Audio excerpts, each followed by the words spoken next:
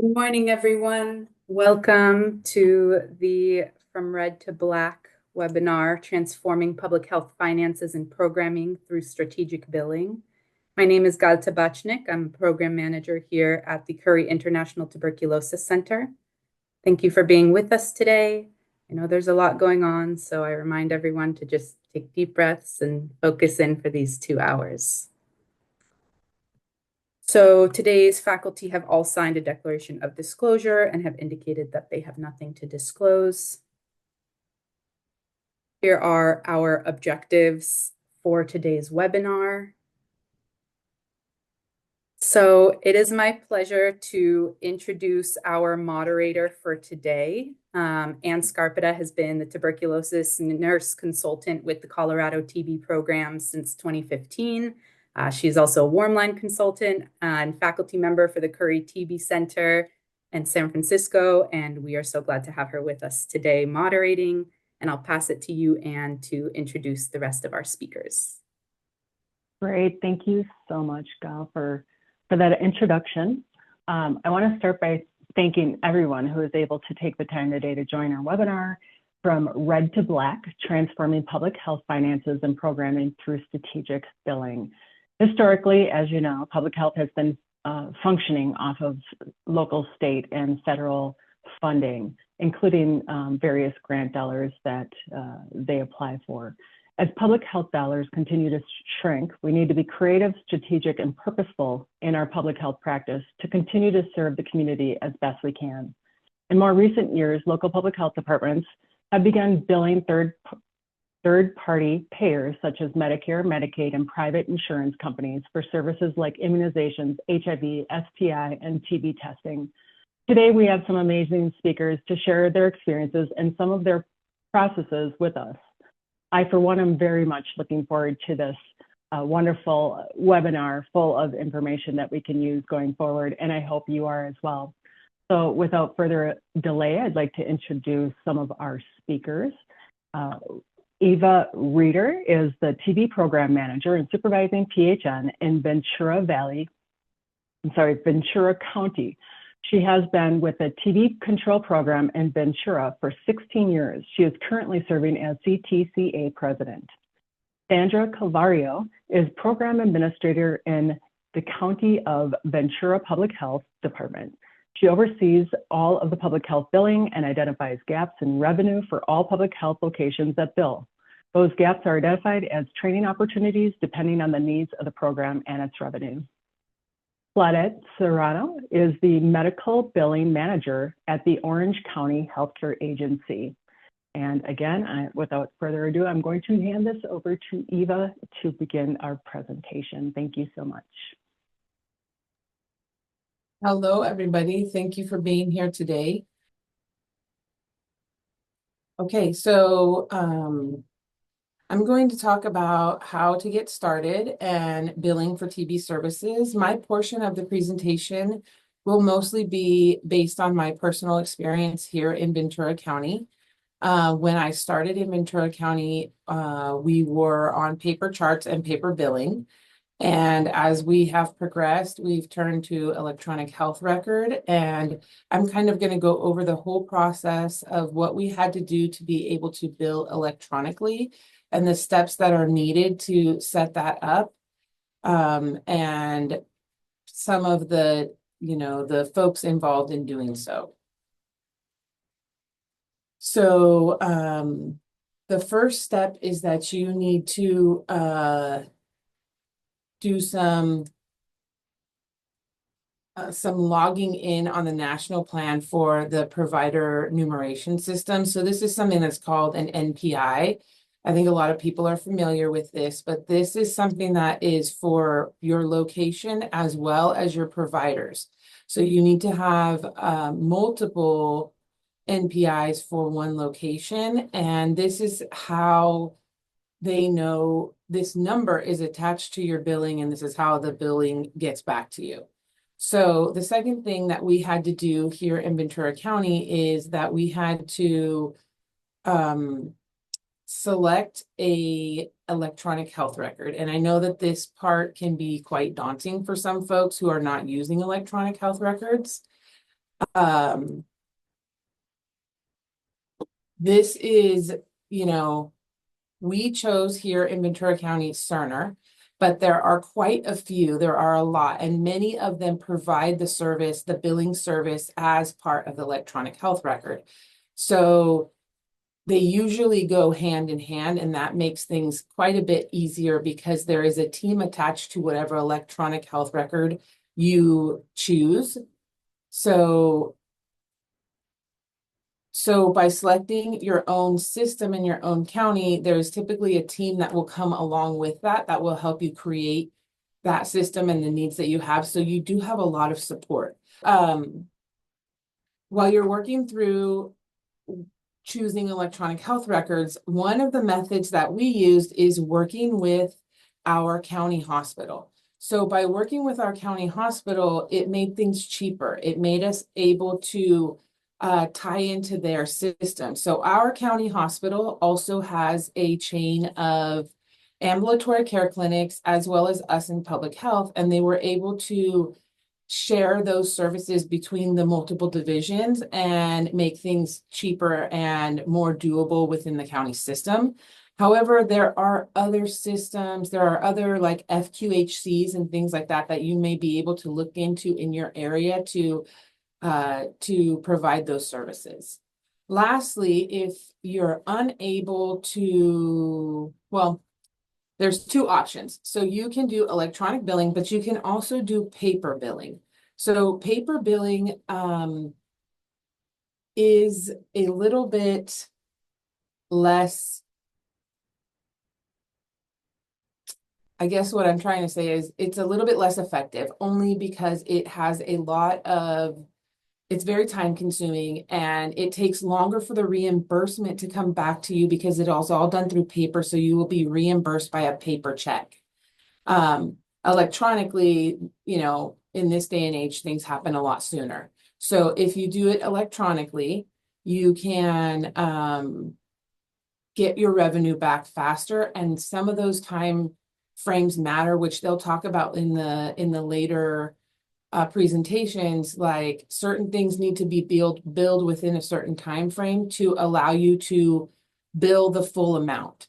If it takes you longer than, say, 90 days, then you may not be able to bill the full amount. So those kind of things are important, and you want to take note of those. There's also some limitations on paper billing on who you can bill, but examples of who you can bill include PPO insurances, HMO, Medicaid and Medi-Cal, or the equivalent in your state. I know not everybody is in California, but whatever the equivalent to those services are in your state, most of them allow for paper billing. As far as electronic billing, it's, you know, more accurate as well because it's tied directly to the patient's chart. So when the money comes back in, it's applied to the correct patient. And those things also matter. And they'll talk a little more about that in the future slides as well.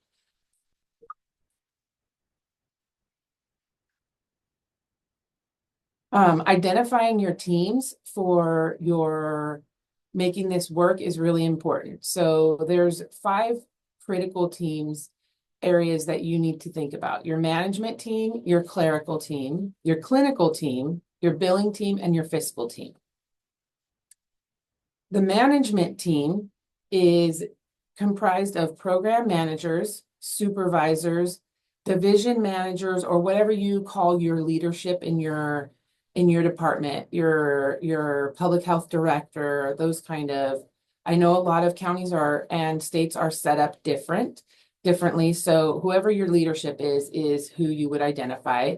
Also, you're going to have your informatics team. So the team that I talked about that is tied to, for our purposes, Cerner. So we have a Cerner team that works for Cerner, employed by Cerner, that their job is to support us. And then we have an informatics team within Ventura County whose job is to work closely with that Cerner team and create builds and fixes within the system that allow each department to operate effectively. And then you also have your IT team because of course, you're gonna need things, you know, computers and all these kind of things to to be able to do your charting, and they'll help with all of that kind of stuff. So that's kind of a little bit more local to your department. And then the management team is responsible for requesting those NPIs that we spoke about. So determining who needs an NPI and what location. So if you have multiple locations, you need a different NPI for each location where services are provided. And then you also are going to need to register with the state in order to do clinical draws. So in California specifically, it's called a CLIA license. And you would need this license in order to be paid for blood drawing and some of those kind of things. So if you provide, for instance, in your clinic, you draw quantiferons or you draw CMPs, CBCs, all those kind of things, monthly maybe on some of your cases, you're going to need to have this CLIA license so that you can be paid for collecting the specimen, transporting the specimen, and all of the supplies and things that get involved with that, as well as your room charges. So they also are responsible for selecting which electronic health record and building your electronic health record. And the modality that you use is going to be based on your caseload and your staffing level, right? So building an electronic health record can be quite a daunting task, but it's like I said, with that team that they provide you, it's very doable. And then you're going to this team will want to identify the services that you're going to provide within your TB programs.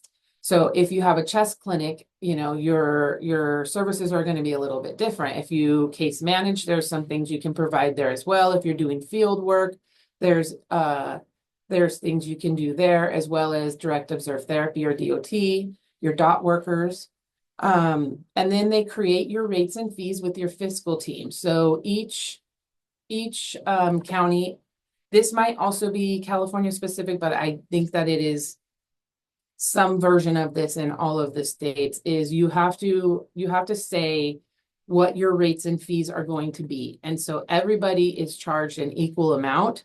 And then you have contracts with each one of those different entities, like an HMO, a PPO, we have Gold Coast here in California. And so you have a contract or an MOU with them that says, even though my amount is for a quantiferon is $300, I have a contract with this specific entity or payer source that says they are going to reimburse $190. And so there's going to be some talk about that idea further on in the presentation that will say, talk about adjusting those accounts and things like that. But you have to have rates and fees, which is your own county's rates and fees that you're going to charge for each specific diagnosis code or procedure code, actually. And then they're going to create workflows. So the workflow is the process of how the patient comes through the door and is seen by everybody and exited. So what are your workflows for each specific type of patient? So for your latent TB patients that you're going to see, maybe your B notifications, your cases, they're all going to have a different workflow. So there's a lot of workflows that have to be created. And then you're going to train your team. You're going to identify super users, and those people are going to be trained by the team of people that help you from the health record and by your informatics team, and to be able to deploy this training to your entire group.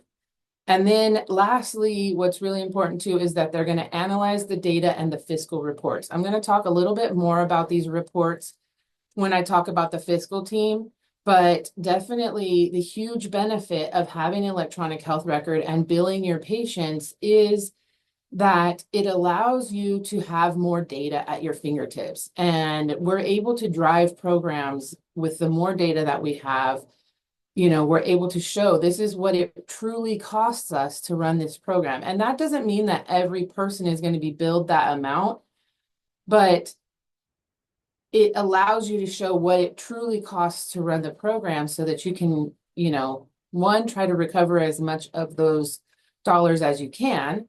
And two, it helps with things like grants and county dollars and some of those other things. Your next team is your clerical team. So the clerical team is made up of your medical office assistants or your office assistants. Some places might call it a different term. We use office assistants and clerical supervisors, but basically it's your registration or your front office staff. And these people, you know, it will vary between programs. If you have a clinic or you have a chest clinic or you don't, then your front office staff might look a little different, right? It might be receptionist type staff, and there's still things that you can bill for that. So your clerical team are your frontline people, your people who greet your patients, and they should have a basic knowledge of insurance and Medi-Cal. This team is going to work closely with the patients and their managers, their case managers. So this team is they're going to be looking at the eligibility when the patient comes into the clinic. So does this person have active and current insurance? Because one thing that you sometimes forget about is that, okay, this patient had insurance this month, but then they didn't pay their premiums, or they lost their job, or they didn't turn in a document that is required in order to keep their Medi-Cal active.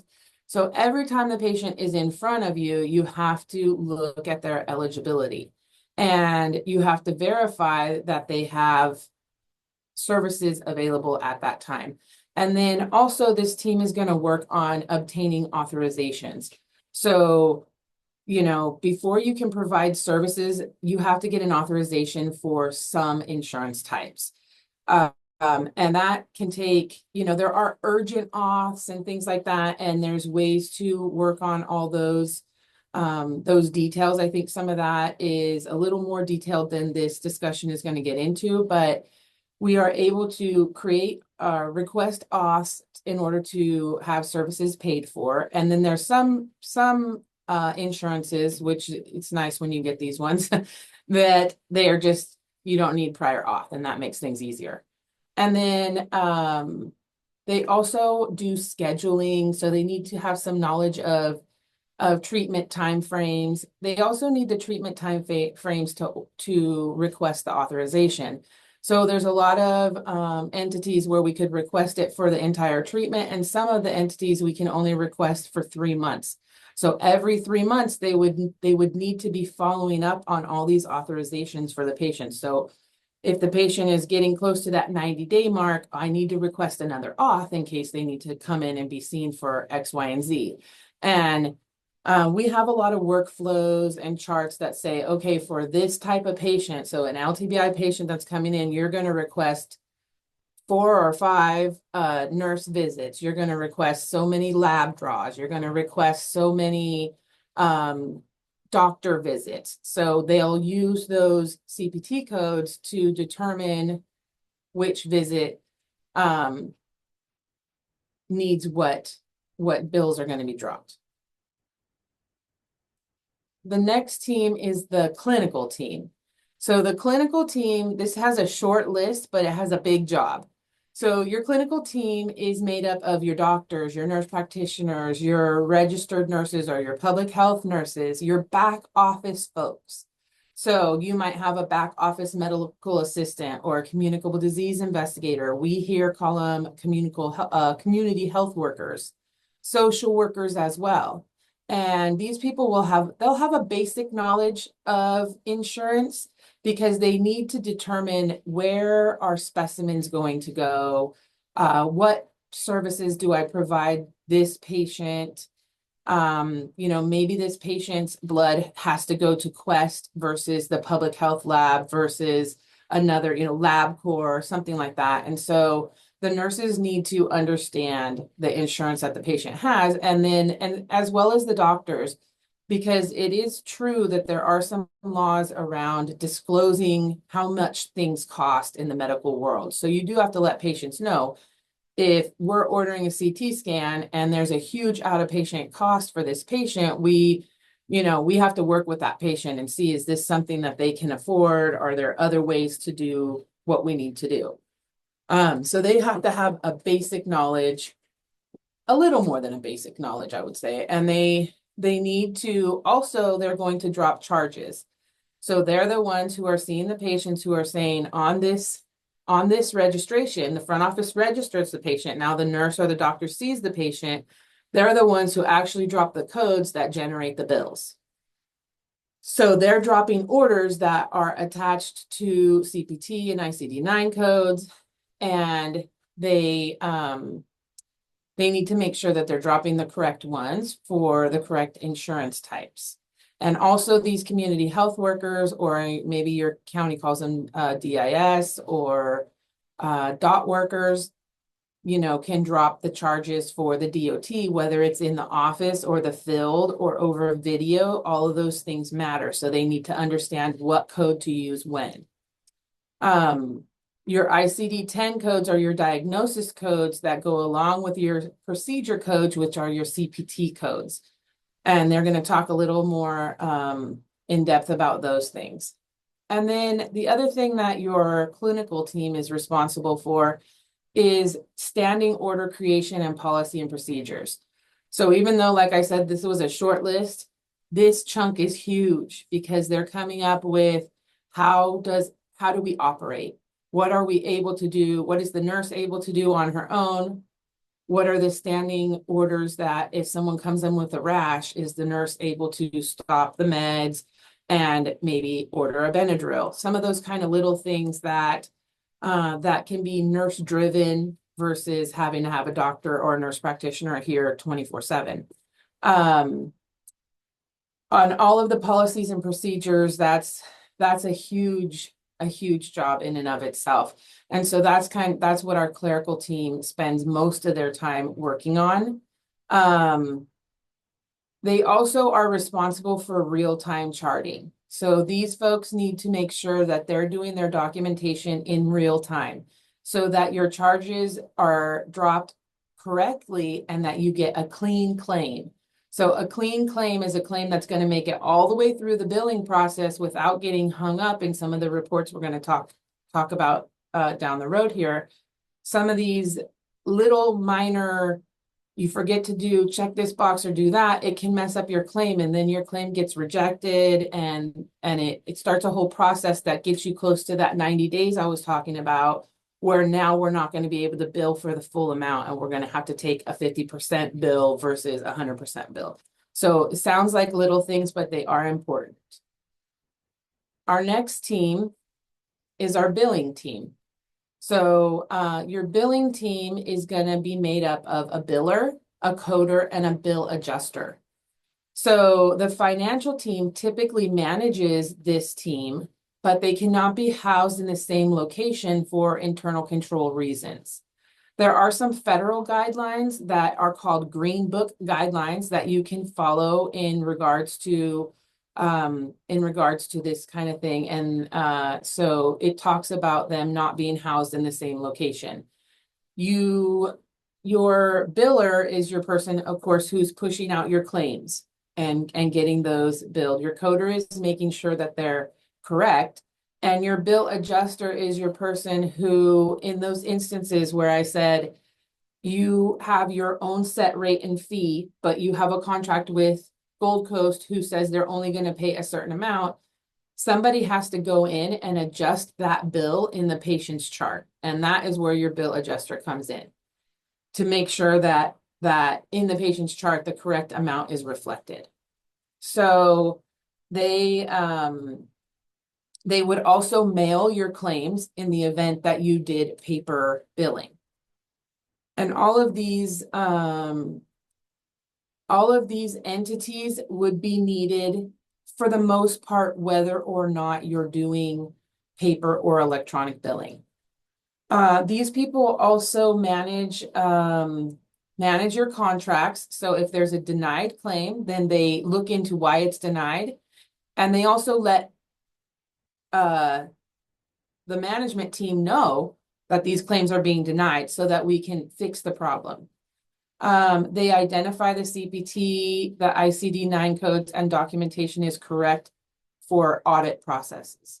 So they make sure that if you drop a charge, that is a doctor's charge, that the doctor actually saw the patient, and you're not dropping charges that are not allowed. If the patient is seen by the doctor, they can't also drop a nurse charge. They can only drop a charge for one licensed person. So the nurse then would, the doctor may have to add something called a modifier that then allows for other services to be provided, like us to be able to drop charges for drawing blood, collecting sputum, and some of those other things that sometimes also happen at a doctor's visit. And then they take the payment and apply it to the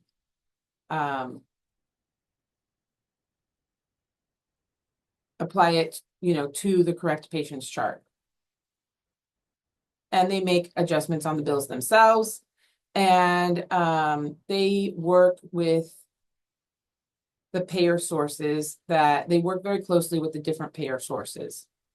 So those would be your payer sources are your HMO, your PPO, your Gold Coast, all those kind of, Health Net, Blue Shield, Blue Cross. Your last team here is your fiscal team, and your fiscal team manages your budget, right? So the fiscal team is going to be made up of, and like I said, there might be different terms in different areas, but your fiscal team is going to be made up of principal accountants, accounts payable, and accounts receivable. So your fiscal team, I misspoke. Your fiscal team is the one who actually receives the bill for services and applies it correctly. And then they make that money spendable within your budget.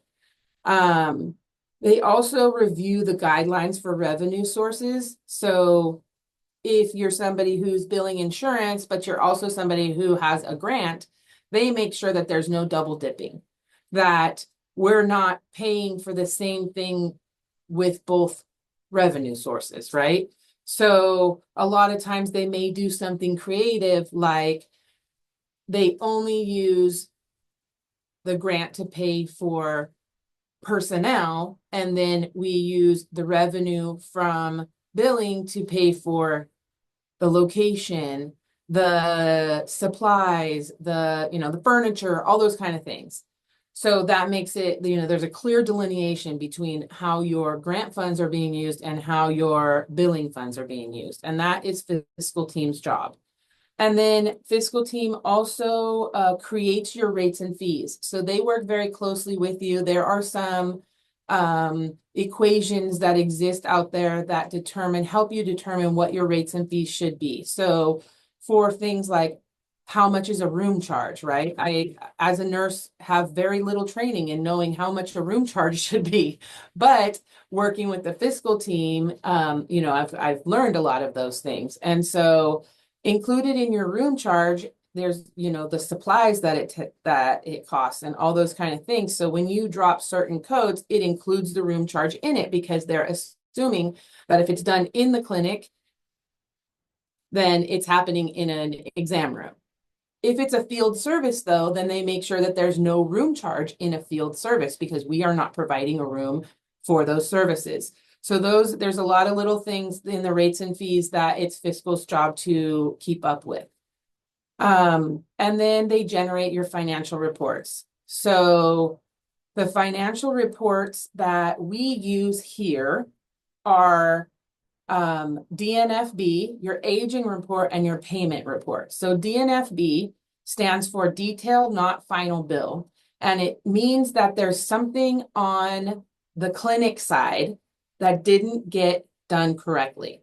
So when the patient comes in, they get registered.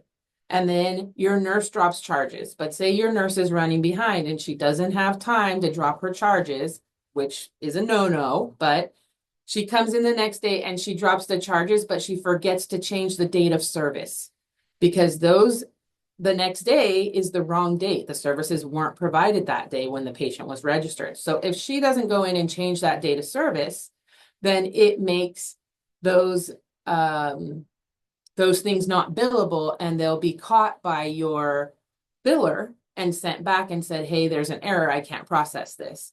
There could be little things in registration that are not correct, maybe an address that doesn't match an insurance card or an ID. Something might not have been scanned in that it should have been. So your DNFB is typically a problem on the clinic's end that needs to be fixed and sent back to the biller. All these little things causes delays in your claim being sent out. And then we get in the area of, we're going to run too late on these bills and not get our full payment. The aging report is something that's been paid but needs adjustment. So they need to go into the account and adjust off services. So in our county, for instance, our contacts are not billed for services. Our contact investigations are free of service. And this is an addendum to our rates and fees that is approved by our Board of Supervisors. So we have an addendum on our rates and fees that says that we will provide a quantiferon and a chest x-ray, as well as a doctor's visit to all contacts. So we will bill those people. We will drop charges on their account because legally we charge everybody the same amount. But then we will go in and adjust those off. There's no insurance tied to that account.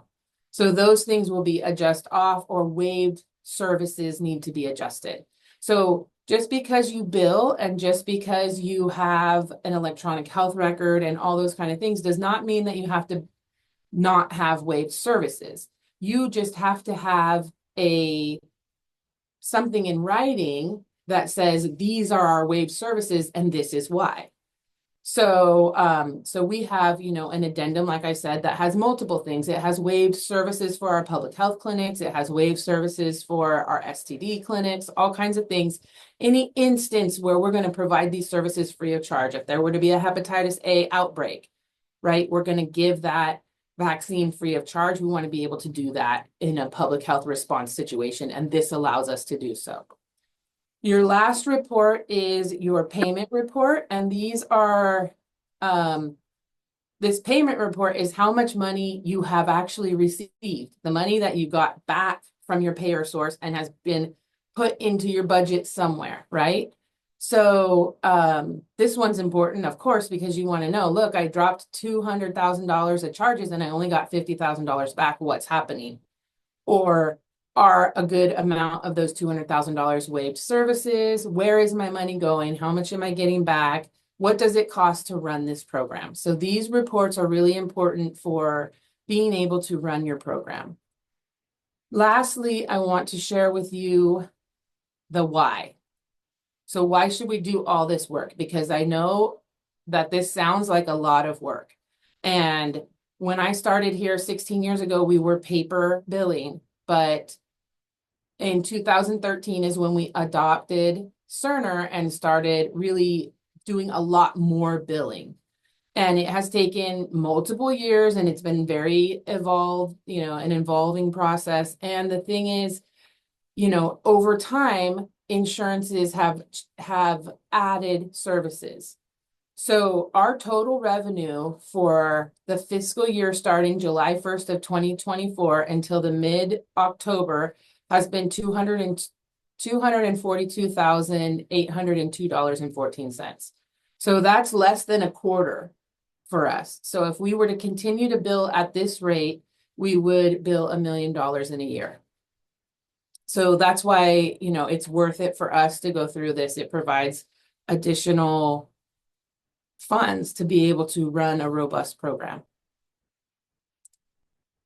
So thank you. I'm going to stop sharing my slides, and I'm going to hand the presentation over to Sandra Calvario. Thank you, Eva, for that wonderful presentation. I am now going to share my screen as well to get you to see my part of the slides. Well, thank you so much, Eva. Eva did go over a lot of wonderful information. I'm just going to go ahead and continue that process. I want you to think of my slides to be like the meat and potatoes of what Eva has just shared for you. She shared a lot of great information.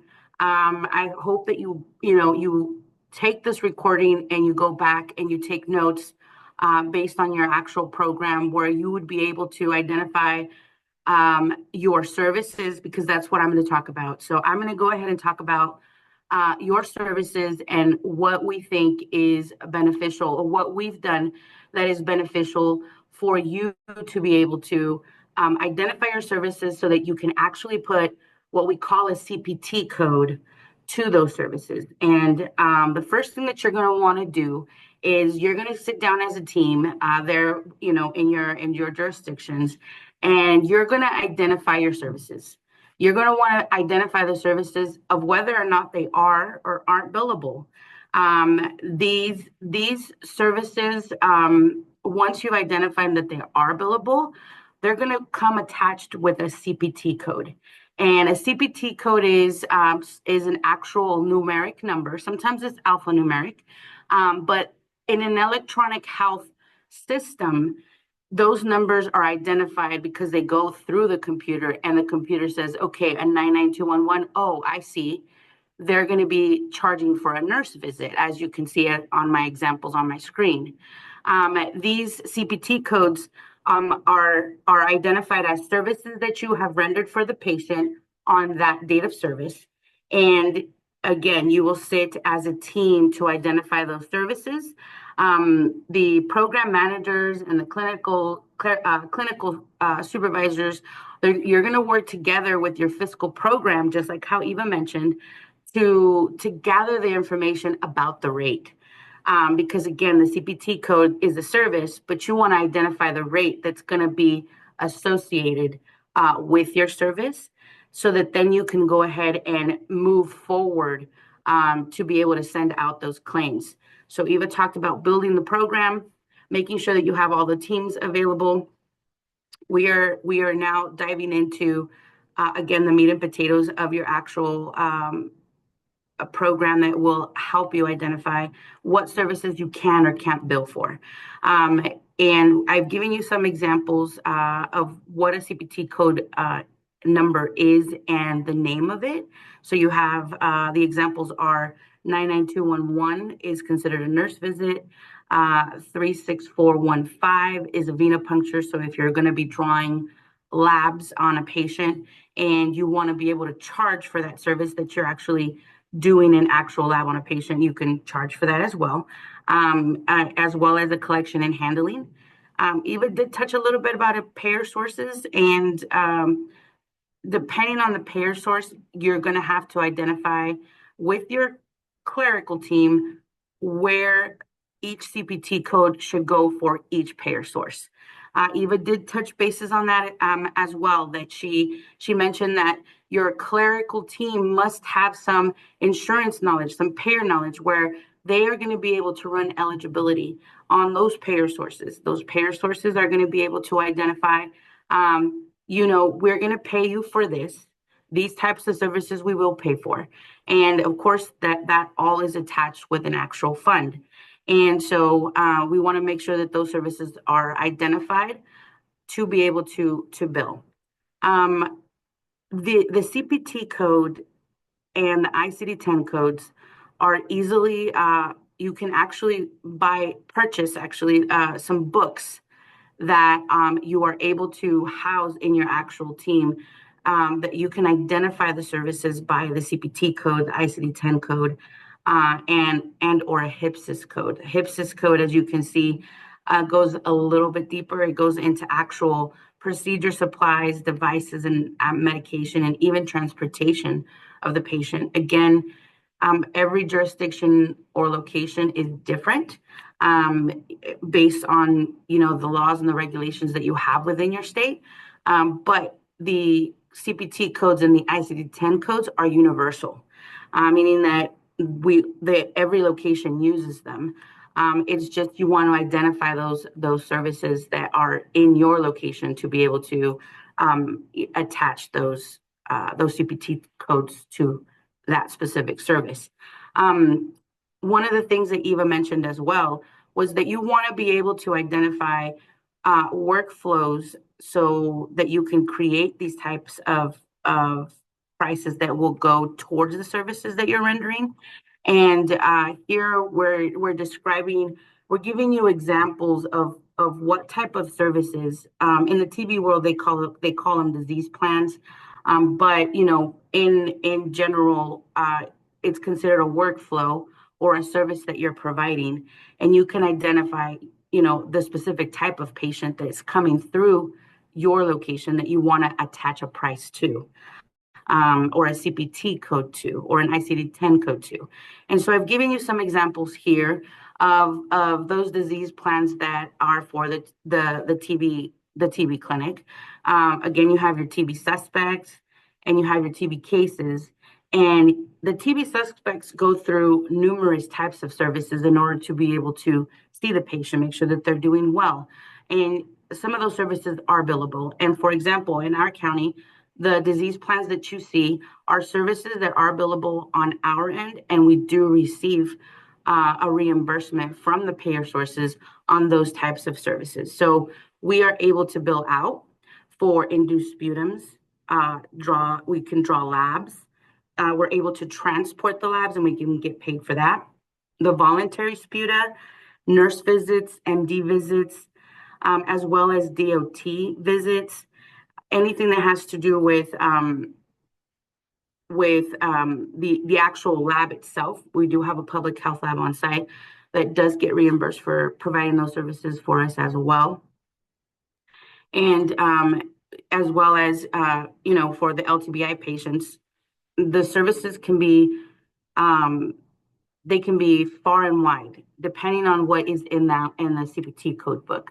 And again, as long as you can identify a CPT code to a service that you're providing, you are able to consider that as a workflow where you would drop a charge. Eva mentioned dropping charges in her presentation as well, where you can drop a charge, meaning putting an order in the actual electronic health record that has a price attached to it that is going to drop on a claim that is going to be submitted to an actual payer that it's going to pay you back and say thank you for providing the service for our patient, and here's that reimbursement. One of the things that we did here in this county, that we seen was very successful, was to establish relationships with your primary care physicians, with your outside providers, outside of your actual public health department. As you all know, you do get patients referred over to you by primary care physicians, FQHCs, outpatient clinics, hospitals, laboratories. They are mandated to report to you that, you know, that they need services. And so in order for you to be able to receive those services, you would need to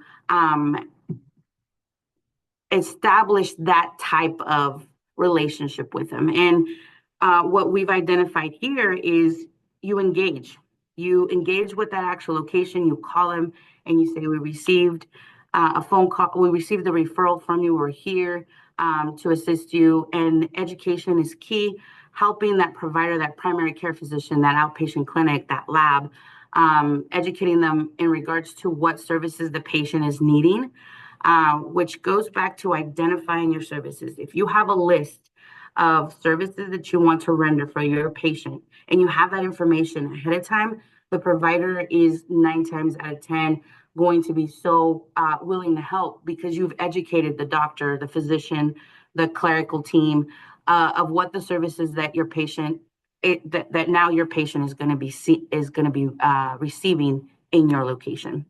The other wonderful thing about identifying your services is once you've identified your services, it makes it easier for your clerical team, who will be requesting the authorizations, to send those authorizations off to the payer sources so that you can get an actual approved document from that payer source saying, yes, this is approved, here's my authorization number.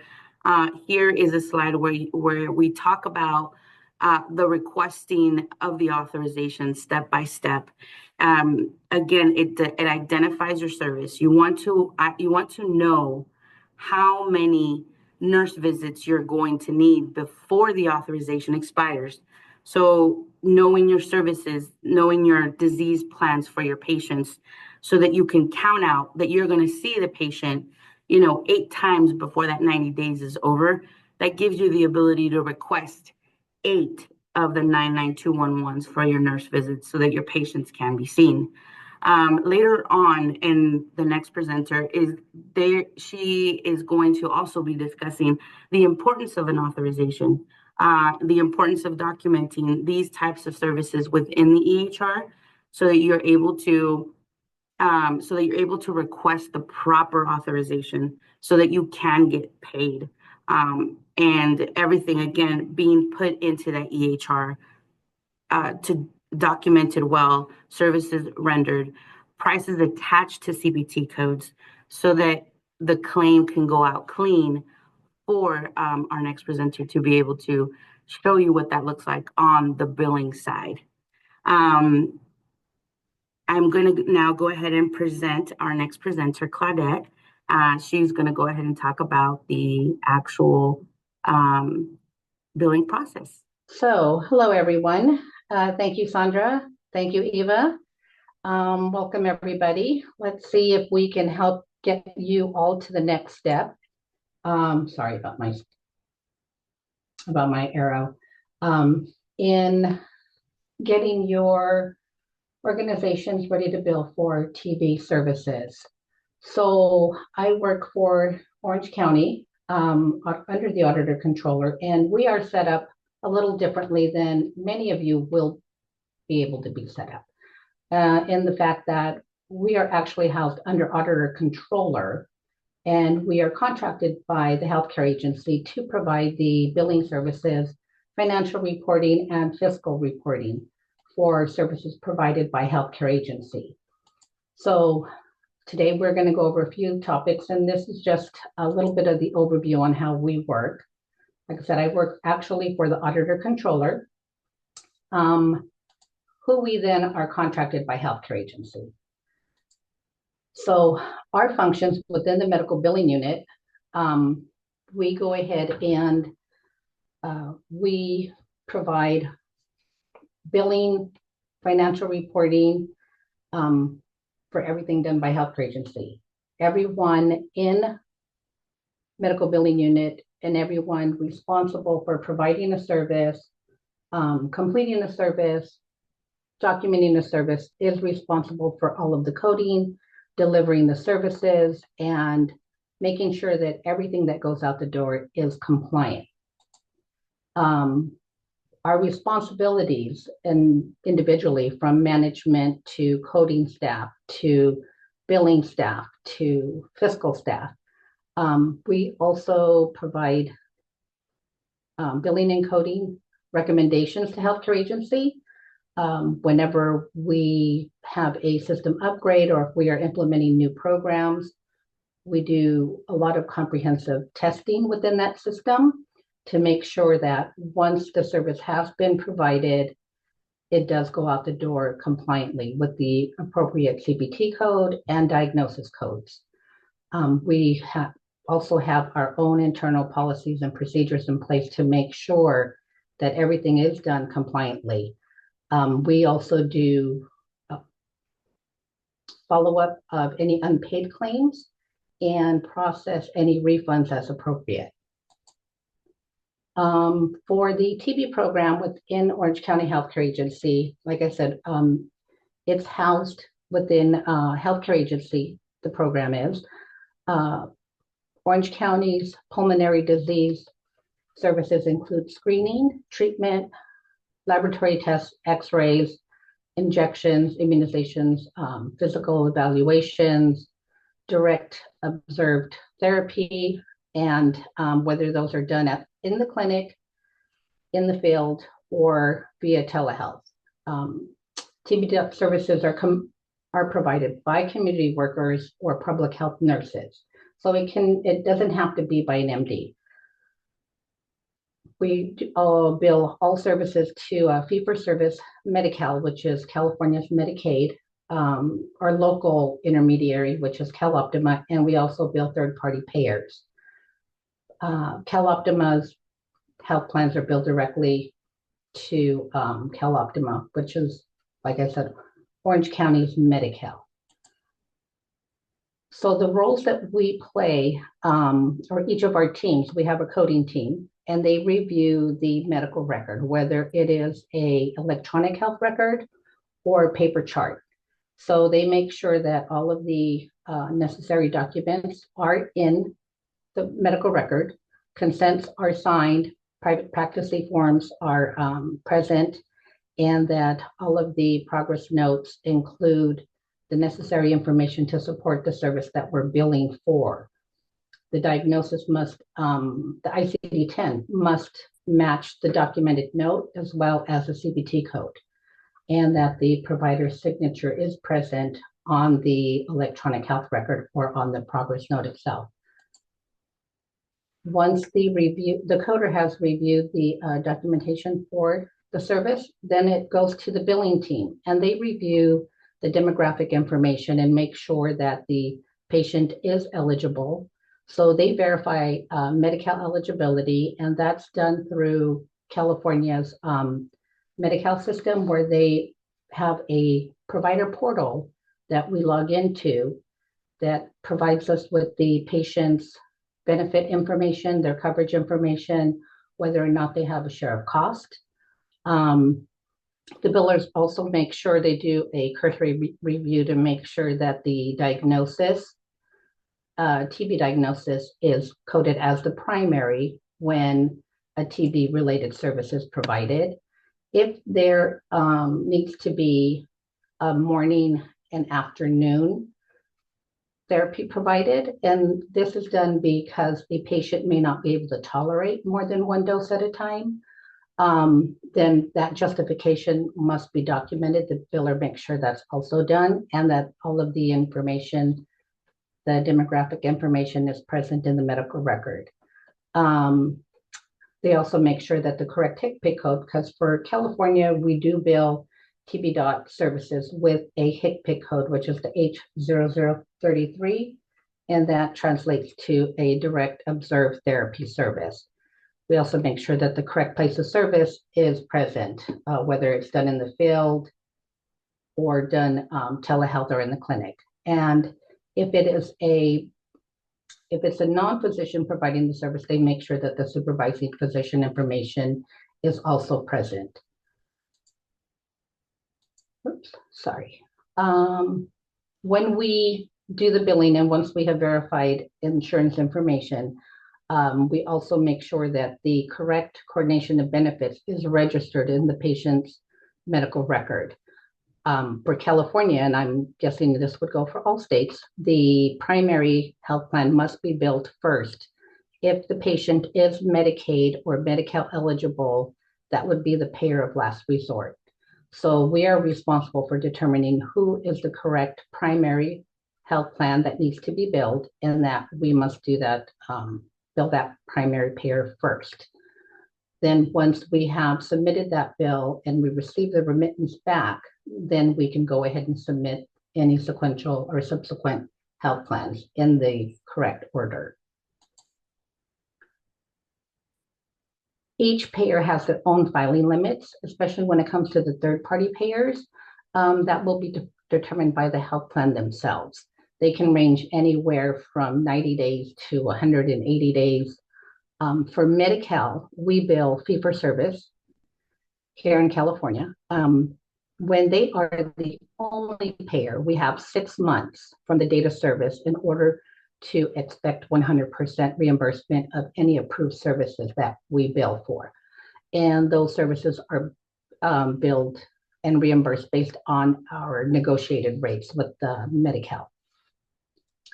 If Medi-Cal fee-for-service is the secondary payer, then we have 12 months to bill from the date of service. And we would then also still expect to receive 100% reimbursement of the approved services. There are exceptions when the billing can be done past the 12 months from the date of service. And those are usually very rare and have to be done here in California, has to be done on paper, and with supporting documentation as to why the late submission.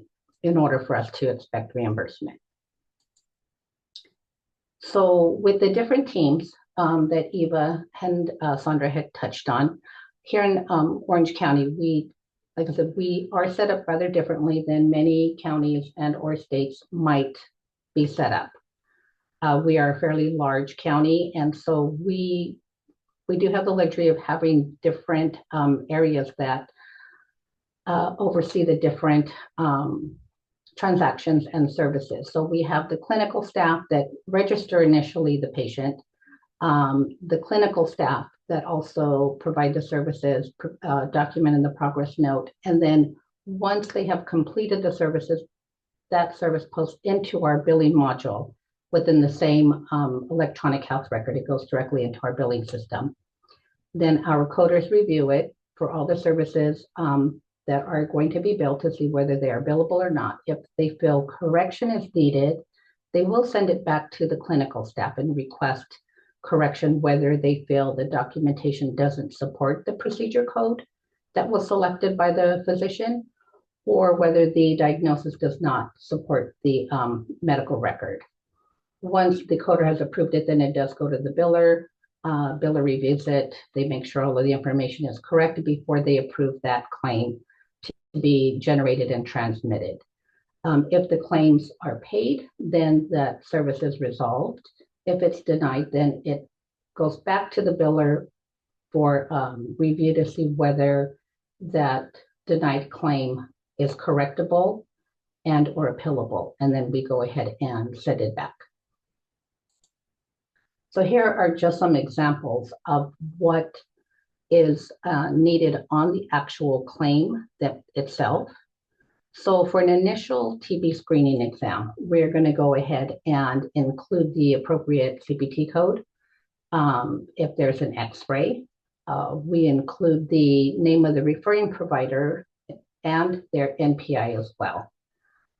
We have to make sure that the diagnosis and the diagnosis pointer are included on the claims in order for us to expect reimbursement of that service. For direct observed therapy, which are DOT, if prior authorization is needed, if let's say we have a Kaiser patient and Kaiser requires prior authorization before they will reimburse those services. Authorization is obtained before billing is done, and that authorization number must be included on the claim in box 23. This is a professional 1500 form. If you're billing electronically, then it would need to be transmitted in the equivalent loop segment of that box 23. A copy of the authorization does not need to be included, but if there are prior authorization services and non-authorized services provided for the same patient, they should not be included on the same claim. They will need to be billed separately. For DOT services, if it's provided at the clinic, then that is also still billed with the referring physician's information with their NPI. That part doesn't change. We use the procedure code, HCPCS code H0033 to bill the DOT services. And you are going to include your clinic place of service code. And like I said, a modifier is not required because it was provided in the clinic setting. If the service is telehealth and it's a DOT service, modifiers are required. If the telehealth service provided is real time, if you have interactive audio and visual telecommunications, it can be with a smartphone. If the nurse or the medical assistant is observing the patient at the time that they are taking the dose themselves, then that would be billed with the modifier 95. Any other applicable modifiers would also still be included on the claim. So synchronous is real time, and that would be the modifier 95. Telehealth, if it's done asynchronous, which is where the patient is recording themselves and they go ahead and forward that recording of when they took the medication and forwarded it to the provider, then that is a different modifier that needs to be included on that claim. The modifier GC would be included by the data service that was recorded. Most patients are going to receive daily treatments. They can receive some that are telehealth, some can still be field, some can still be in the clinic setting. So only attach the appropriate modifier to the applicable data service if it's telehealth, whether it's asynchronous or synchronous, and no modifier if it's done in the clinic. If there's a second dose, as I said before, if someone is unable to tolerate a more than one dose at one time, the patient's medical record must include the justification for that second dose. Why did they have to go out the second time? Why was it done at a different time? And that second dose is done with the modifier 76. If a patient receives 2 doses at the same time, then you're just going to bill it with 2 units as 2 units, not 2 separate single units of service. And that's it. That's all I have. Anne?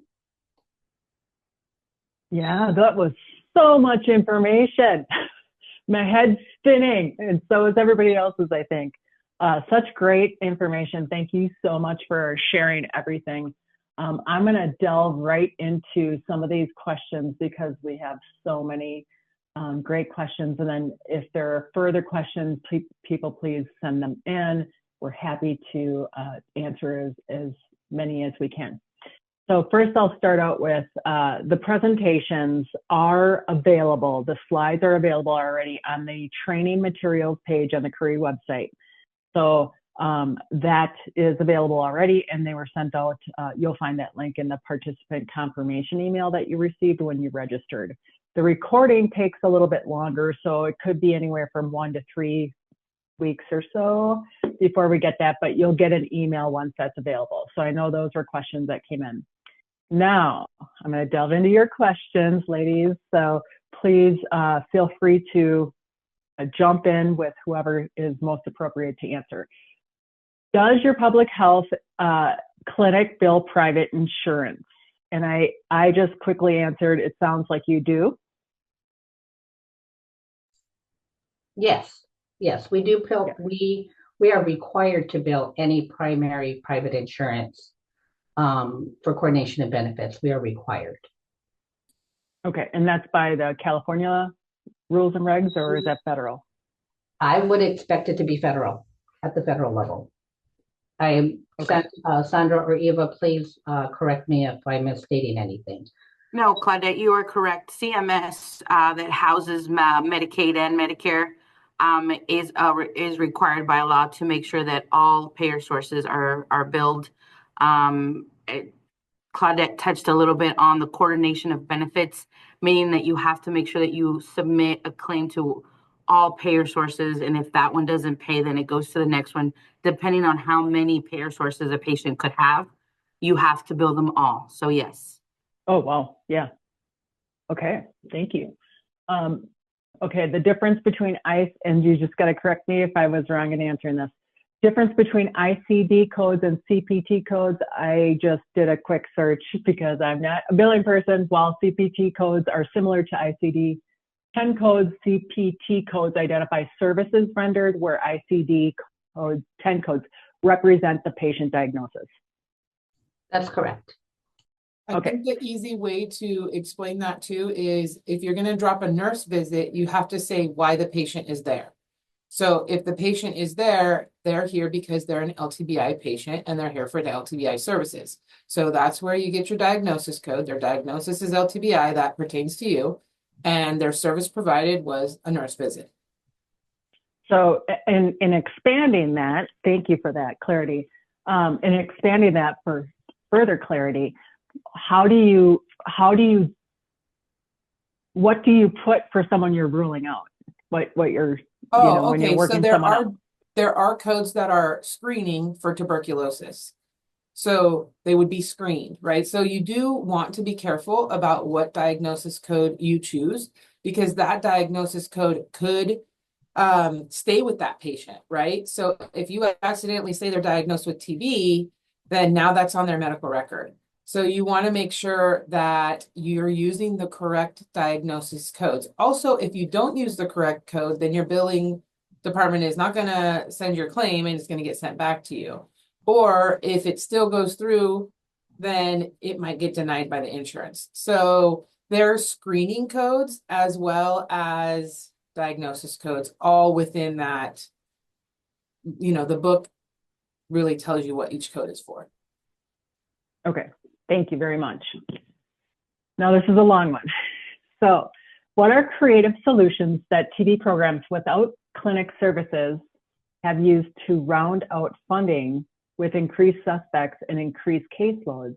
Are there any states or jurisdictions researching to see if there's an option for TB to draw from FFP Title 19, similar to CLPPP or MCAH? I'm not sure if they're talking about MA and time studies, but in TB, in our clinic here, we do MA as well. So our case managers, our community health workers, they do MA. I don't know if the two of you have something else to add, and I'm not sure exactly what they're looking for here. And can you read that question one more time? I think I'll be able to answer. Yeah, so what are creative solutions that TB programs without clinic services have used to round up funding with increased suspects and increased caseloads? That's the first part. Second part is, are there any states or jurisdictions researching to see if there's an option for TB to draw down from FFP/Title 19, similar to CLPPP or MCAH?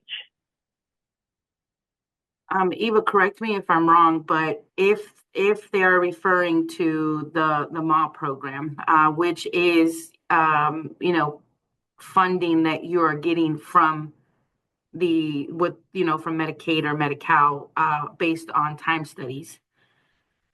Here in our county, what happens with that is, again, Eva did touch on the grants and the fact that you do have to be careful not to double dip when it comes to certain things that you are getting paid for.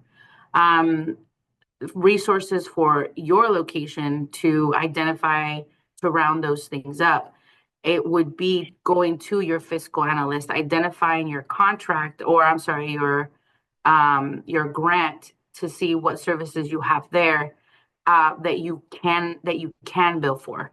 Again, it would be written within the actual grant to be able to help you identify what you can or you can't bill for.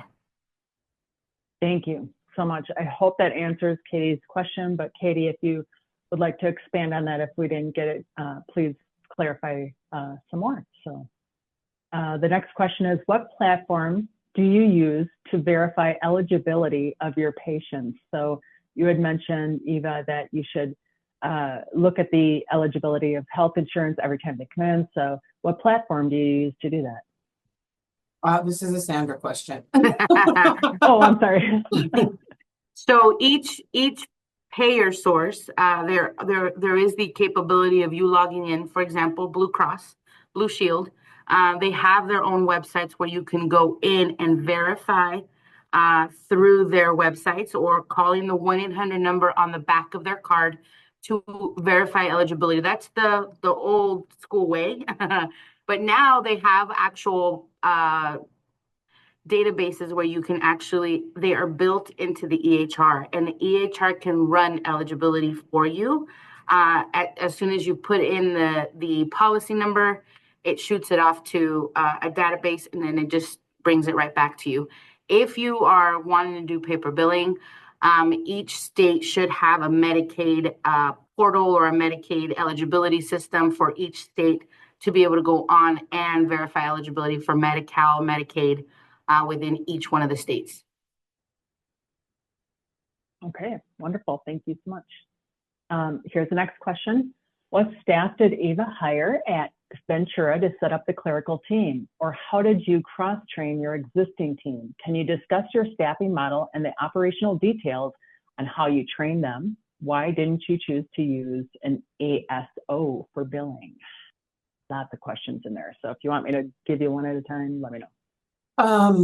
So I didn't hire new staff. I used existing staff in the program. And again, this started in 2013.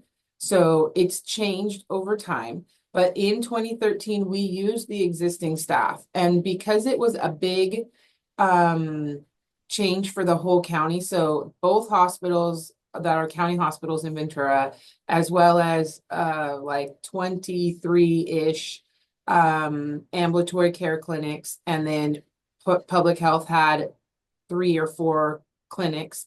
We all were converting to Cerner. So the team that was provided to us by Cerner when we purchased their product helped facilitate all of this. So they worked with every different department to build their program. So they had to build their computer system. And then they set up trainings. So we sent people to get trained. You know, it was like a 3-4 day training. We also had certain people who were trained as super users. So those super users, they followed the train the trainer model. So train the super user on everything, and then those super users can help your end user in the clinic. And then the week that we went live with Cerner, they had Cerner staff, which they're located in Kansas. So they sent staff here from Kansas to be at each location to support that location going live for roughly about a week. They had somebody here. So it was a big effort. I didn't hire additional staff because I did not have money to hire additional staff.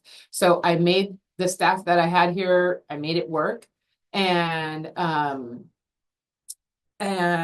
what was the other question? Operational details. So the ASO bit for billing, it looks like that's a business arrangement with employers or something. So Pays for employee benefits. We actually didn't have our own billing department at the beginning. We used the billing department that was part of behavioral health, I think, at the beginning. There were some people, Sandra, correct me if I'm wrong, but we already had some billers in place, right? Because we were doing paper billing. And so what they did is they changed those people who were doing paper billing to do the electronic billing. So those people were trained as well. Our billing department has been evolving over these 10 years.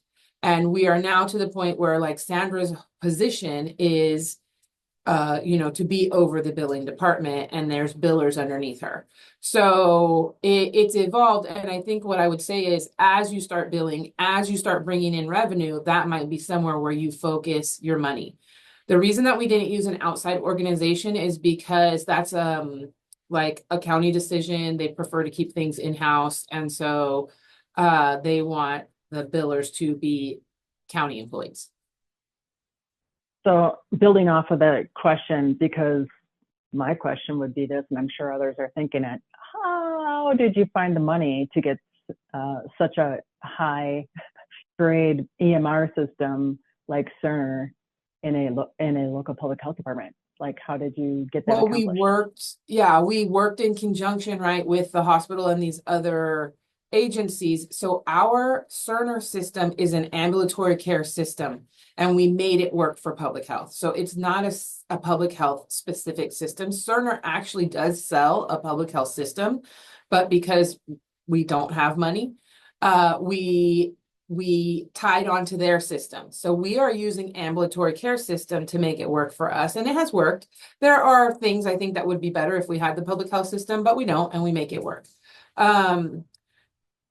I think, it takes time. It took a little bit of time. Basically, when these EHRs come to you, because I know other counties are using Epic and Meditech and some of these other things, they help you build your system, and you can purchase cheaper packages or bigger packages. And so sometimes it limits how you build it, but it still has the billing portion in it. So maybe you can only have a certain number of forms that are, you know, like we have some forms that are the TB, the actual paper form that we used in TB. We took that form to them and said, this is what we use. When the patient comes in, we do this, this, this. We basically took them through a paper chart and they made an electronic chart because they know how to do that stuff. That's their job, right? So you don't have to feel like you have to invent everything. You don't. Just show them what you do and they'll make it work for you, you know. So there's how did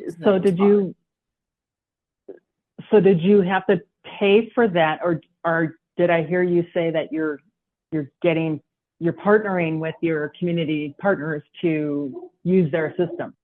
Right. Well, they're county entities as well. So they're county clinics, and a lot of them are federally health care centers, federally qualified healthcare centers. Sorry, I got tongue tied. So yes, they are our county ambulatory care system. And so we partnered with them, and then the hospital has the same system. So if our patient goes into the hospital, we can see that they're in the hospital. And then when they come out, you know, the hospital can see that, oh, they're a TB patient in public health. So let's make sure that they stay on their meds, those kind of things. So it works out well that way because everybody can see what's going on versus paper, right? They have no idea that they're on, you know, 4 drugs. Continuity of care at its finest. Right. Let me move on to the next question. So thank you for that. What was the timeline to move from paper billing to electronic billing and in hiring your teams in their new roles? The timeline I want to say was about 1.5 years. From okay, you need to start building your program to go live was roughly 1.5 years of time.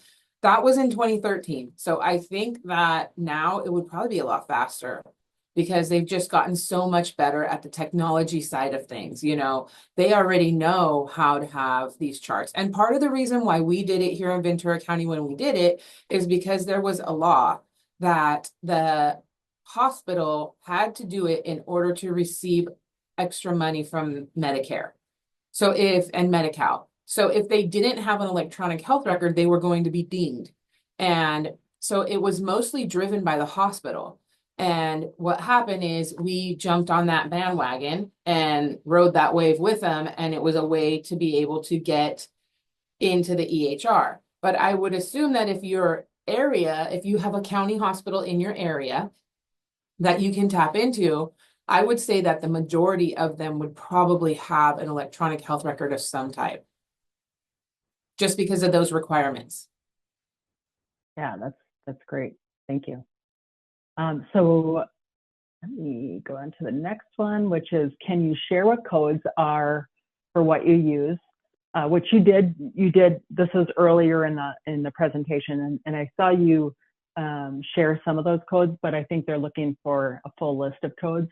And their clinic is very small and don't have the teams that you mentioned, so it'd be one person trying to pull everything in place. So having something concise, I think, is what they're seeing. Well, and you did share those books. Yeah, we are working on something. So there is in California, it was kind of set up through CDPH, and it is a call that happens every 2 to 3 months, and it's different jurisdictions in California talking about best billing practices and what we do in our county. And so there's a lot of different counties on there. There's high incidence, medium incidence, and low incidence counties, where some counties it is just one public health nurse making it work. And so what the plan to move forward with that is that we're going to transition it to CTCA.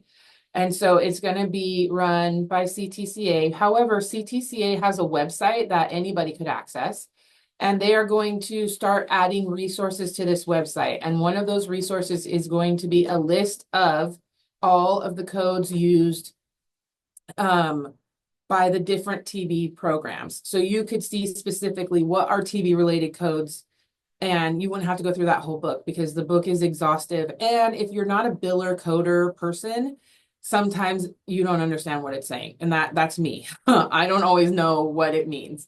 Sandra and Claudette would know a lot better, but we're going to work as a state to create that document. So, and CTCA is accessible by everybody at ctca.org. So coming shortly, we're going to have some resources posted there as well. Okay, awesome. And then will they go, I mean, I'm assuming in time they're going to go into all public health services, not just TB, right?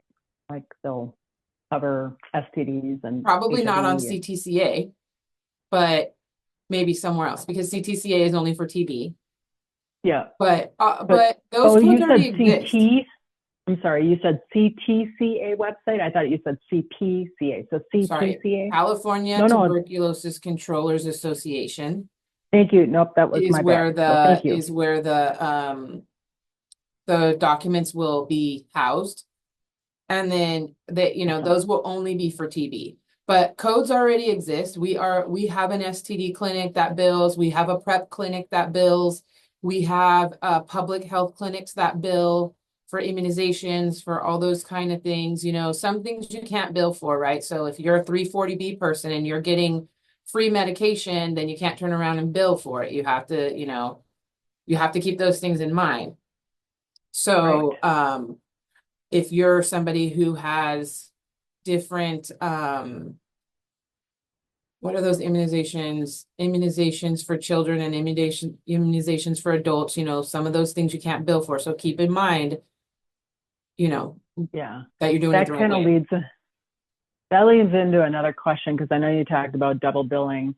And one of the questions I saw that came through was talking about medications, like, can you bill for the medications, not just for We do. services? So You if do. the patient has insurance, then within the health record, there is a spot where you can drop the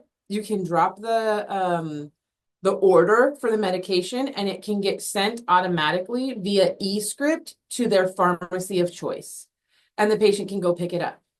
We partner also, and I think a lot of clinics might do this, partner with a pharmacy that fills our medications in our bubble packs for our cases. We also hold a pharmacy license.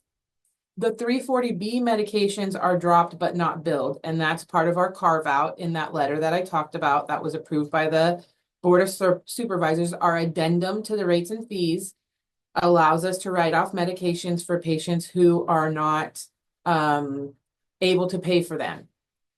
So everybody gets treatment regardless of ability to pay. So if there's, I know that treatment, it can be a big burden to have to pay for all of this. We have a program in our county that is a self-pay discount program. So if there's a patient that comes in that qualifies for the self-pay discount program, then their fees and services are written off. You do have to exhaust other options. So if that patient is eligible for Medi-Cal, then we will help them fill out the Medi-Cal application. If they're then denied, then we would waive their services. So patients who can't pay or it's a burden, things can be waived. Even say a patient has a huge copay, they can't pay it. Those things can be waived as well. It's just a matter of showing your Board of Supervisors that you're billing everybody the same, but you want to provide treatment regardless of ability to pay, because TB is a public health emergency.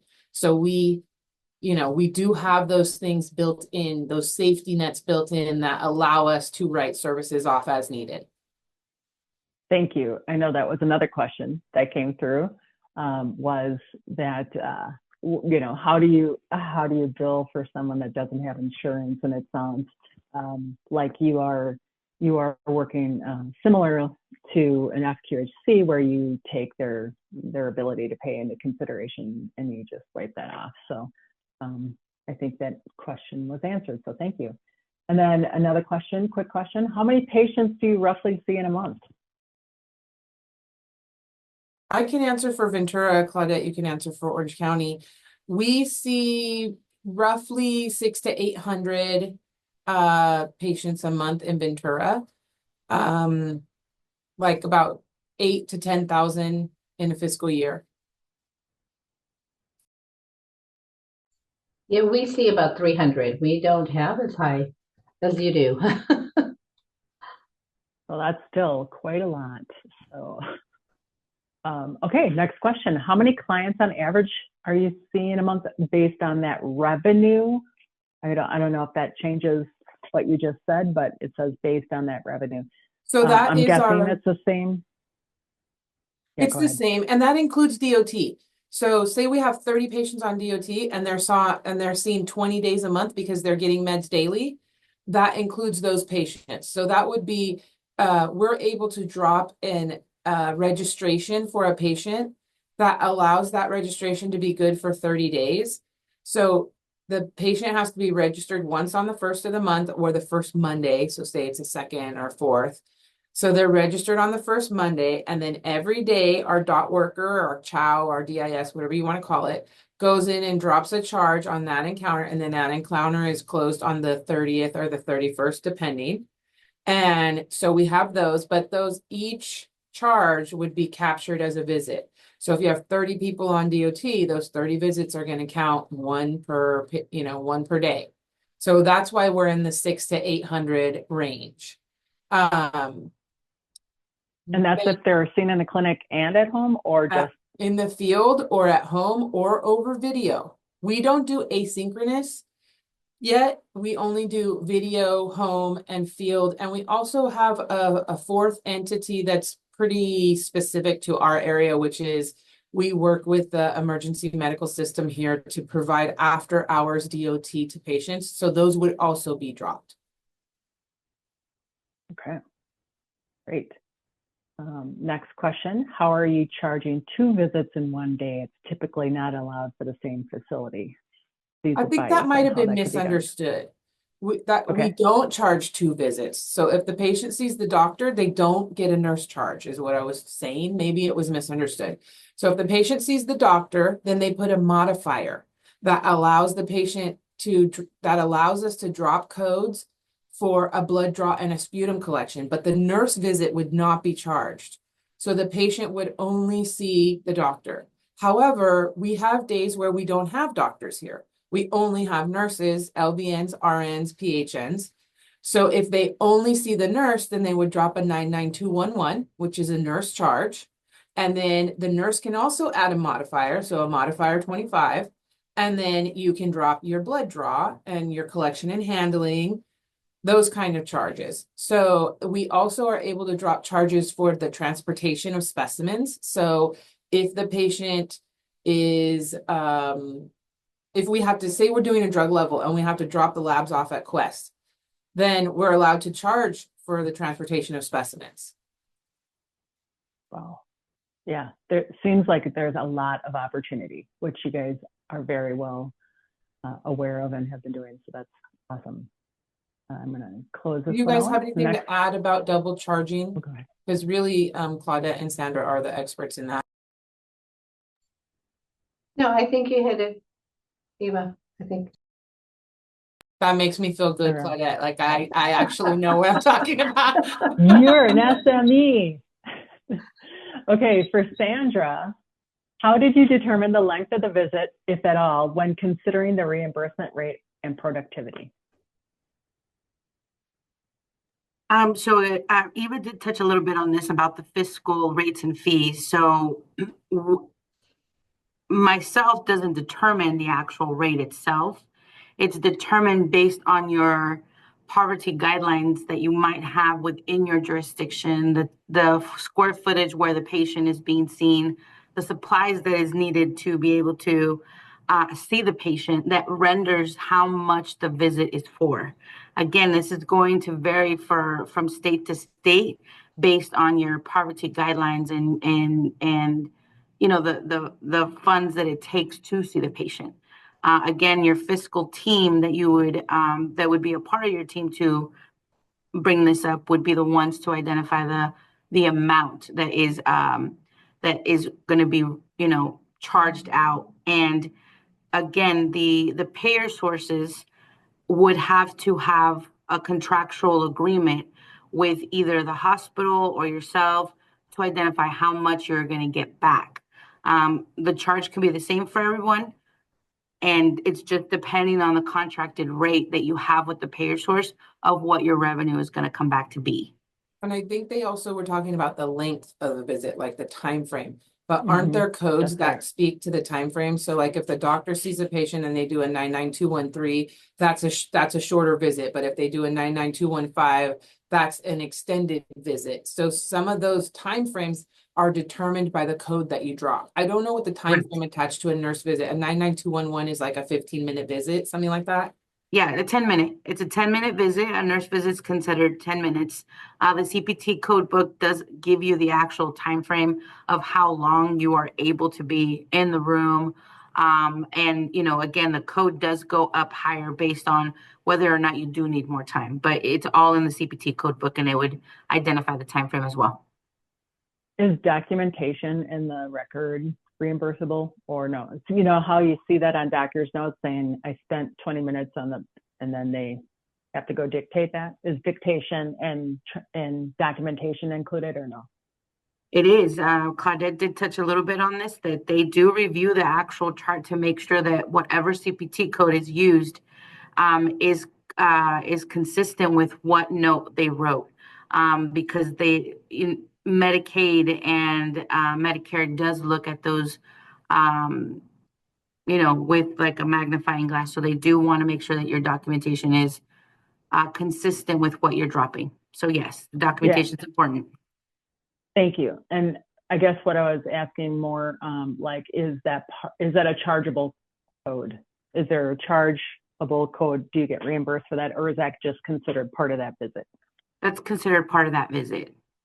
Okay, thank you very much. Okay, let me mark this as done. And the next question is, charging patients is a heavy burden for patients without insurance. And this is the question you already answered earlier, which was, how do you address that burden? And you were saying that you write it off and you bring it to your commissioners.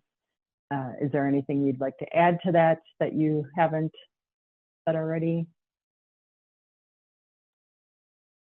No, I think that, you know, we all are aware of that. It happens. We deal with it frequently, but there are ways around it. You don't have to charge patients a lot. Okay, wonderful. I'm sorry, I'm just going to put this down as done. Next question. Let me see if I can get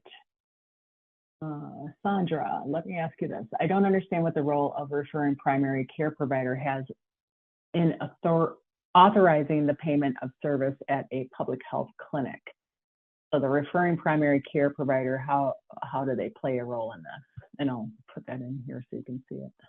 Yeah, so this goes back to the contract that I talked about that payer sources sometimes have. So payer sources sometimes have contracts with hospitals and outside patient clinics, and they are given funds every year to be considered a quote unquote home clinic for that payer source. Now, because they are receiving those funds, it is feasible and advisable to establish the relationship with the primary care, because the primary care can put in an authorization that can be referred over to you. And with that being done by the primary care, it is an approved service, meaning that the primary care is saying this patient has a diagnosis that needs to be seen outside of our location. We're not able to render that. And so that's when the authorization comes in. So establishing a relationship with the primary, it starts there so that they can authorize your authorization. Say, yes, that you can go to such location, public health location, that is going to render the service. So that's why it's important to have that relationship with the primary care, because they would submit the authorization for you. Yeah, that was a very good question then, Erica. Thank you for submitting that. And if you have anything else, please submit another question. And let's ask Claudette. We have patients that come in just for TB risk assessments. Do you have a provider to see these patients? Can an LVN do a TB risk assessment and bill for it?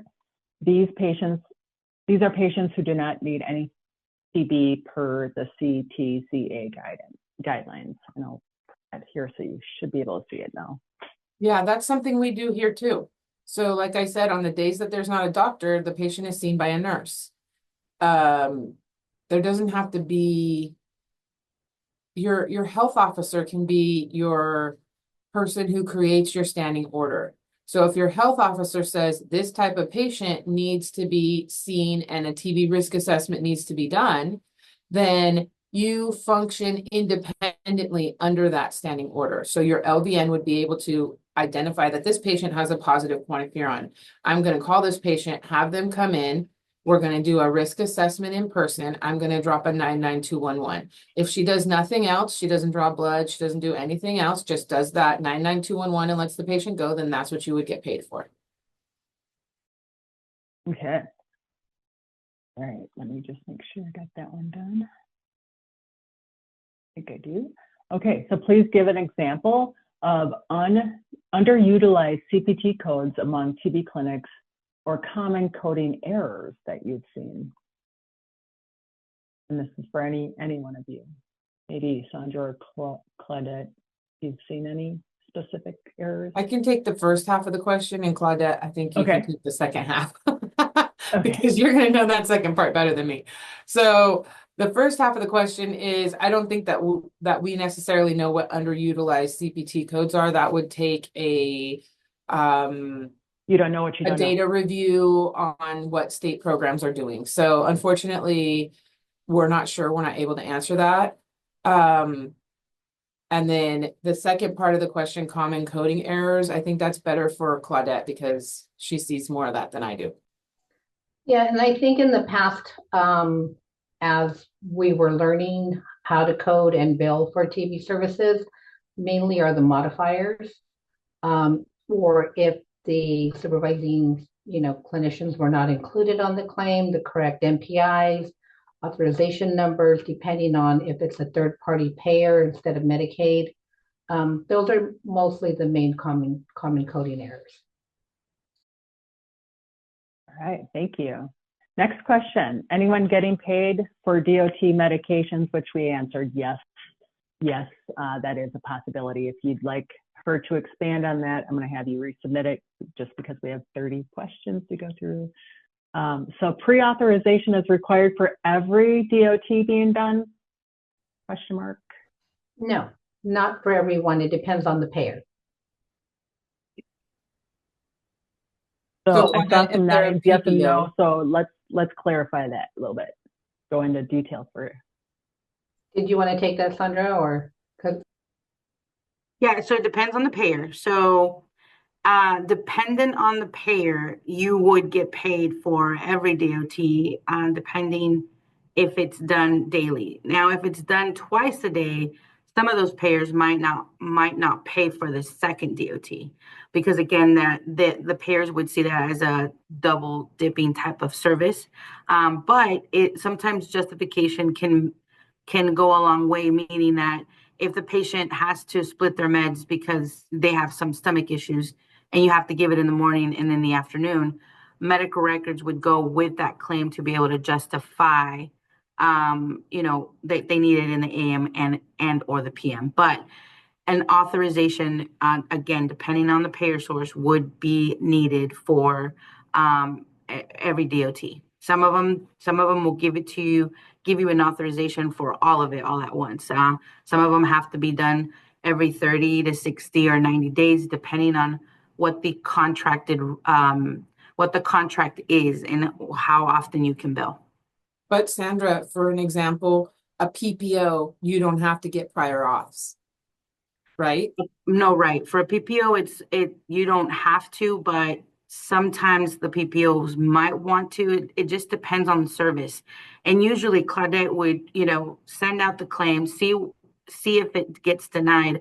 They'll give a reason as to why it's getting denied. And then Claudette can go back to the program and say, you know what, we are going to need an authorization. They're not willing to give us, 30 DOTs for this month. Let's see if we can figure something else out. So again, it depends on the payer source. So yes, usually the billing department is able to see why the claim is being denied, or if we do need further authorization. But yes, Eva, usually not a PPO. Those services are usually rendered. So I think that's why some of us were shaking our head yes, and some of us are Yes, saying yes, no. yes. So if it's something that requires an auth, yes, you always have to have a pre-auth. If it's a PPO or another insurance, I don't know about EPOs that well, but if it's an insurance that doesn't require prior auth, then no. Okay. Yeah, such as Thank you. Medicaid. Medicaid doesn't All require. right. Oh, Medicaid does not require it. Correct. For Medi-Cal, Okay. they don't require authorization. So that may be different in every state? Question mark. It could. I'm not familiar with the other states' Medicaid programs, but for Medi-Cal, they don't require prior authorization. Okay, thank you. Next question. Could the nurse monitor the DOT from telehealth and bill for that service? Yes. Telehealth. And that's a Yes. yes. Thank you. Okay, next question. Do you know if you can bill for DOT not related to the TB clinic for other services? I don't know what that would, I can't think of a service with DOT other than TB, but My understanding, it would be more on the SUD side for substance use disorders. I've seen some billing done for that where it's monitored and it's not TB related, but they do have to monitor their dosing for substance got use. it. And that makes sense because I'm thinking small rural Colorado. I'm not thinking like some of these more metro public health departments that have more services that they provide internally. So thank you for clarifying that. Next question is there a CPT or HCPCS code for DOPT? And I think you had DOPT on one of your slides. So yes, there is. Yes, you can bill for DOPT. Okay. Perfect. Just mark that done. Next question, are we able to get contact information if we have additional questions? And I would say yes, that's a yes. We will, and get Gal, if you want to just talk about that in the last couple minutes, maybe. Yes. I'm going to mark this as taken care of. That'd be great. Thanks. And then for smaller TB clinics, is not having a coder a major issue? No, it's not. No. As long as all of the information is documented in the patient's medical record and the coding is correct, a coder is not required. We just are lucky to have one. Yeah, that's awesome. Thank you. Okay, next question. Do any of your commercial payers pay on the H0033? Yes, yes. We've had Kaiser payments come in through H0033. The other third party, most of them are HMO plans, so we do bill primarily for coordination of benefit. But yes, we have received reimbursement on the H0033 from commercial payers. Okay, thank you. Next question. State Medicaid is always the payer of last resort, requiring all payer sources are billed previous to submitting claims to state Medicaid plans. I think that was just a comment, perhaps. Yeah? Okay, I'm going to mark that one. Next one is, we are a public health clinic in Colorado, and I have billed out to Medicaid a flu vaccine and administration fee. They were denied by Medicaid because they got rid of our place of service code. Have you ever experienced that? No, but I'm wondering if it has to do with the NPI and how their NPI is registered on what type of services that could be provided. Because usually if you're billing Medicaid, you shouldn't be billing for the price of the vaccine unless you purchase the vaccine. Right. Did they purchase the vaccine or did the state give them the vaccine? That's where that is the underlying issue, is how did they purchase the vaccine? Did they purchase it on their own? They can bill for the vaccine and the administration fee, but most of the times is if the state is giving you the vaccine, you should not be billing for the vaccine, only for the administration fee. That's definitely something I was talking to Eva about a lot, like that double, how do you ensure that you're not double dipping basically into their, because that's going to get you in trouble real fast. And you want to make sure that if you're under another program that you're not also billing for that. Thank you for that. And then Sherry, we can talk further. I can maybe get you in touch with some of these fine ladies after. Gary says, rarely it may be necessary to have DOT EDOT done twice a day. Since services are typically only available to be billed once a day, does that preclude billing for the second EDOT or DOT, or does that fall under another billable service? And I think you kind of talked about that a little bit, that they may not really reimburse you for that second visit, but you should be able to find that out through the insurance. I think like times that we've been successful billing 2 DOTs a day is when we've had MDR patients that might be on an injectable or a drug that you have to give twice a day because it's scheduled every 12 hours. So there are exceptions, and it has to be documented and backed up with documentation. And a lot of times if the doctor writes in their note that why they need it, then they'll take it because it's coming from the doctor. So I think my advice is to encourage your doctors to put the things you need for billing in their doctor note. Perfect. Thank you. Okay, moving on. Are you able to share all the codes that you bill for your TB program, diagnosis and procedural codes? We talked a little bit about this, but That's anything you wanna add? forthcoming. That's forthcoming. I don't think we have anything ready right now, but yes, eventually we will get that ready, and hopefully sooner rather than later, and be able to get it out to folks. All right. And then the next question, do you collect copays? If yes, what kind of system do you use to collect copays? We use Yes. credit card, right, Sandra? Yeah, we take cash, credit card. We actually do what is called, we prep the chart prior to the patient coming in a couple of days before, verify eligibility a couple of days before, and then just noted in the chart that the patient is responsible for $10, $15. And so when they come in and they're getting seen and checked in, that's when we collect the copay and we charge with credit, cash, and it's done it's placed into the actual EHR where it's noted that they paid their copay. I think there's Okay, something to add fabulous. there, like you can also collect partial payment. So if the patient only has $3, they can pay you the $3. You know what I mean? Like you can also collect partial payment, and that's something that it can make a big difference. So keep that in mind too. Great, thank you. We only have literally a couple minutes before I'm going to turn it back to Gal. So maybe one more question. How much success have you had obtaining authorization for services from HMO payers? Have any of your authorization requests been denied and asked to refer patient to PCP? Yes, it happens often. Usually the first try, they say no, denied. Again, it's establishing that relationship with the primary care physician where they can go ahead and start that initial referral that says that they're going to be seen by the local health department. And you giving them your MPI that is already going to be in their system. That's where we have had multiple successes to be able to establish that relationship so that they can, approve the actual authorization moving forward. Yeah, This is where there you is ask so many reasons. Oh, sorry, I was just going to say there's so many reasons that it is pertinent to have that collaboration between clinics and hospitals and public health. And this just speaks so much more that we really need to build these partnerships. And Eva, I'm sorry, I cut you off. Absolutely, no problem.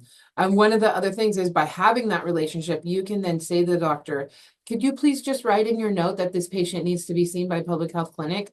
So something that we do in anticipation of that coming is when we get that CMR or that ELR through CalReady that says, and the case manager picks up that phone and calls that doctor that she works with all the time and says, hey, just as a reminder, can you remember to put in your note that the patient's going to be seen by public health? That takes care of the problem.